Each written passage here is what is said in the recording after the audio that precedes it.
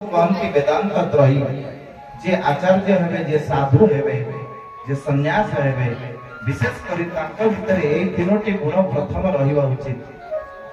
तृतीय कहउछंती आचार्य परंपरा गुरु परंपरा भागवत परंपरा तीनटा परंपरा रहिबा दरकार। परंपरा बिना जे मंत्रह निष्फला भवति। परंपरा कहले कृष्ण कठारु ब्रह्मा ब्रह्मा कठारु नारद नारद कठारु व्यास व्यास कठारु माधवाचार्य माधवाचार्य कठारु ईश्वरपुरी केशवभारती चैतन्य महाप्रभु एई बळी भाबरे जेमती ये गौड़ीय परंपरा भागवत परंपरा आम पर्यंत आसी अछि ये गोटे परंपरा। रामानुज परंपरा ये सब परंपरा वंश परंपरा। तापर कहउचंती गुरु परंपरा एवं भागवत परंपरा कहले कोन ना भागवत रे किए काहा को शिक्षा देछंती जेतबळे जे प्रश्न करूछंती षड संवाद रे 6टा प्रश्न सेतबळे प्रश्न जेतबळे सुखदेव को परीक्षित प्रश्न पचारुछंती परीक्षित को सुखदेव कहउछंती पूर्व इतिहास रे एई कथा मैत्र विद्रोह संवाद मु तुमको कहूछि। एई पूर्व प्रसंग नारद युधिष्ठिर प्रसंग को मु तुमको प्राचीन इतिहास कहूछि। मु तुमको सुत सौनक संवाद र कथा कहूछि। मु तुमको वसुदेव कवि निमिराजंकर कथा कहूछि। मु कृष्ण उद्धवंकर कथा कहूछि। अर्थात परंपरा याकु कहती भागवत परंपरा। एक रहला गुरु परंपरा दुई रहला भागवत परंपरा। जणु जे परंपरा रे न जीव से मंत्र रे कोन से शक्ति नथिबो आदर्श नथिबो तेमे ये गला प्रस्थान त्रयी। तेनु आज हमें जानिबा ये भागवत र उत्पत्ति किभଳି हला। थरे नारद विचार कले जदि भागवत जन्म न हेबो ए कଳି जुगर जीव माने उद्धार हेबे किभଳି।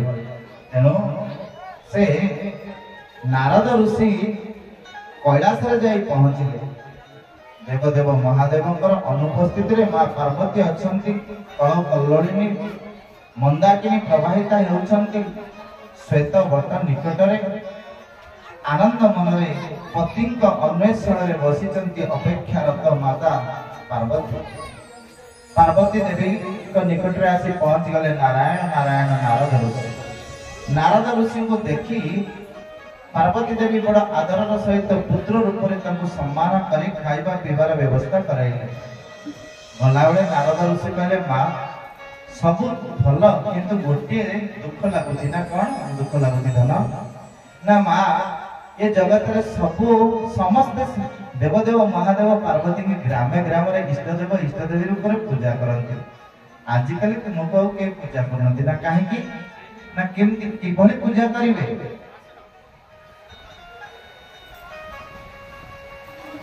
कारण तुमर गुण जस कृतित्व हवा दरकार। कहले कौन मोर कमी जाइछे कहले मां तुमे गोटे उत्तर दे दबो जदी ताहले कमीबा कोन बढ़िबा कोन बुझी परिबो। कहले ये जगत रे सबठो किए तुमको बेसी भल पाता कहले अरे मूर्ख जगत रे किए बेसी भल पाती ए कथा कोन कहि हबो नाही तुमको कहबा को पड़िबो मां।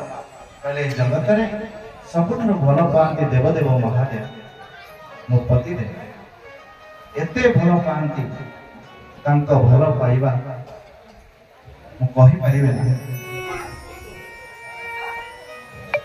पार्वती जेतल कहिले तार उत्तर रे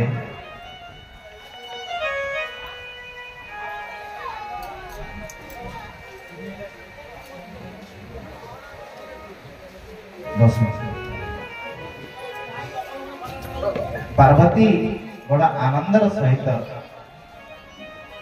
कहले एबे तुम्हारा उत्तर कौन पाइया ना कहले ना कहले सब कथा कहल मां पार्वती गला रे काहर अलंकार अछि कहिना जदि से सब कथा तुमको कहंती देवदेव महादेव सब कथा कहंती बोली तुम तंगो भल पाउछ किंतु से काहर गला रे हार लगांती से कोन केबे कहिचंती कहले सत कथा तो से काहर गला रे हार पकांती मते कहिना।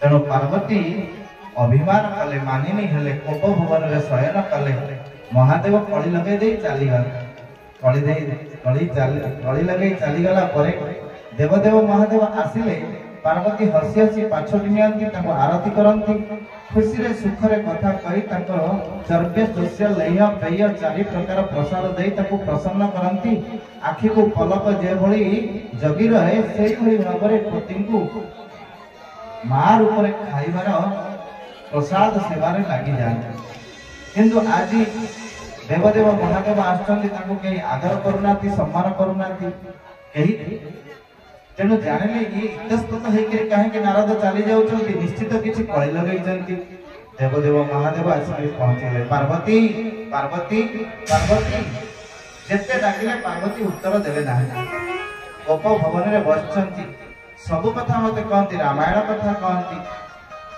भागवत कथा कहंती सब कथा कहंती किंतु कहार मुंडर तांका गळारे कहार माळा गुडा कथा कहैछंती से कथा कहि नांती तेणु पार्वती को जाई देवदेव महादेव कोଳରେ उठेले कहले पार्वती तम पिता तो पाखरे तमे अनेक तपस्या करी मते पाइछ मु अनेक परीक्षा